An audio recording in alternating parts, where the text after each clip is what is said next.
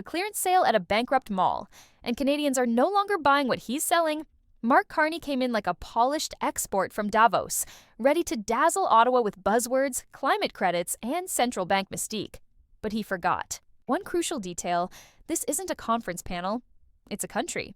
And the people, they've had it. Had it with inflation that eats paychecks. Had it with lectures from ivory towers. Had it with leaders who act like managing Canada is just another portfolio to shuffle around between hedge funds and foundation dinners.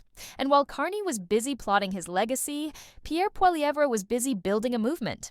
Not with consultants, but with Canadians, truckers, teachers, small business owners, people who can't afford the luxury of ignorance, people who live the consequences of failed policy.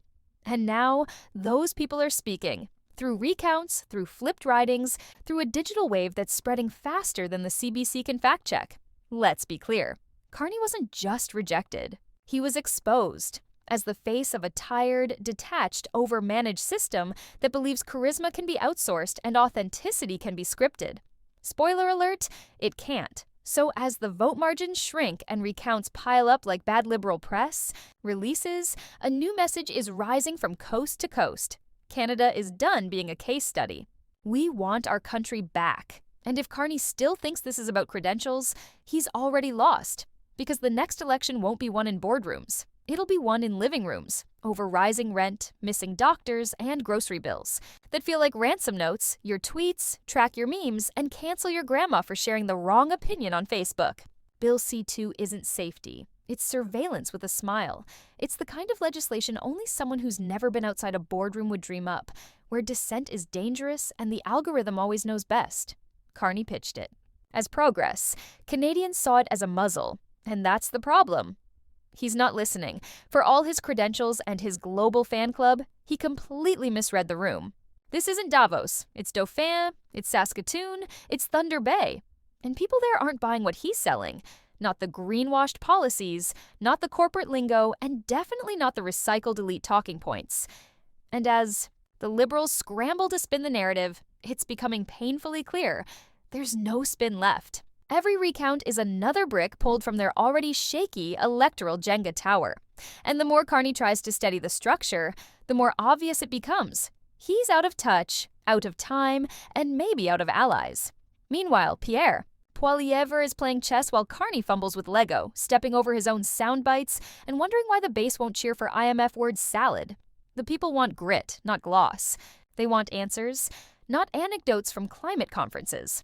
So while Carney fades into the background of liberal collapse, Canadians are building something new, something grounded, something real.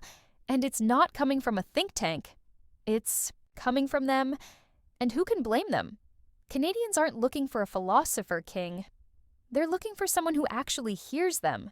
Someone who understands that economic transformation means nothing when you can't afford eggs. Carney came in speaking in buzzwords and balance sheets. Poilievre came in talking straight about bills, freedom, and the fact that maybe, just maybe, Ottawa should answer to the people instead of lecturing them. And here's the kicker. Even Carney's own party is getting nervous. Behind closed doors, the whispers are growing louder. MPs fidget during interviews, dodge hard questions, and carefully distance themselves from the banker.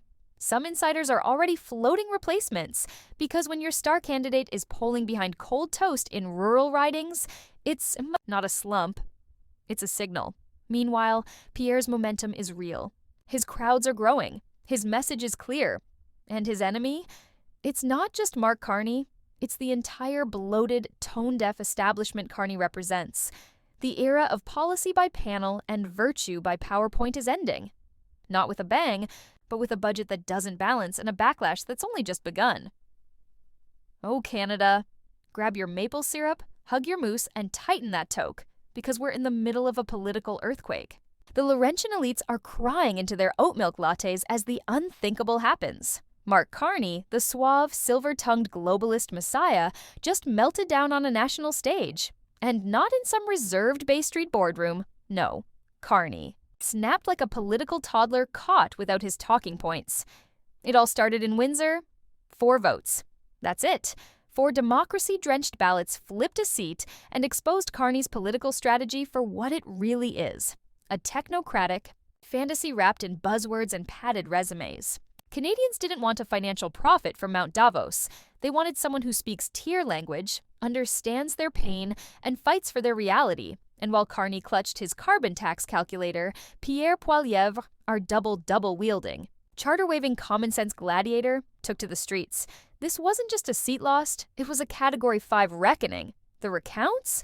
They're not glitches, they're red flags. And now, one by one, the Liberal dominoes are falling. Carney thought he was entering Parliament on a golden chariot. Instead, he walked into a buzzsaw. His team is panicking. His MPs look ghosted. His supporters are posting brunch selfies instead of campaign support. Meanwhile, Poilievre's base? Fired up, fueled by $20 donations and real grievances. Not hedge fund handshakes and focus group fluff. It's not red versus blue anymore. It's ivory tower versus ice rink. It's the elites versus the families who just want their roads plowed, groceries affordable, and their kids educated without being lectured on microaggressions. Even the Governor General, yes, the ceremonial democracy lifeguard, is being called out.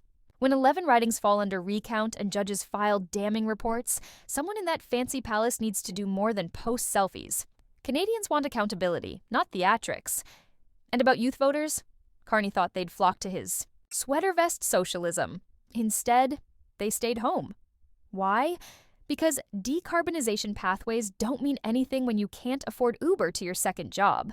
Meanwhile, Pierre's talking real talk. Housing, debt, and freedom. Alberta's done. Waiting. Danielle Smith's got one boot laced and the autonomy papers halfway typed. It's not separatism, it's survival. And Saskatchewan, watching closely. The Federation is cracking. Not because of disunity, but because Ottawa keeps gaslighting the provinces into silence. And through it all, Pierre isn't just surviving, he's thriving. Every time Carney stumbles, Pierre stands taller. The crowds are growing. The message is spreading. Canadians are tired of being managed. They want to be led. And now, the final act. Carney's moment has passed. His throne was built on donor. Dinners, ESG buzzwords, and the fantasy that charisma doesn't matter when you have credentials. But the tide is coming in fast. Canadians are rising. The jig is up. So Mark Carney, zip up that carbon-neutral briefcase and take a nice long walk back to wherever globalist technocrats go to lick their wounds. Because in this Canada, leadership isn't gifted, it's earned.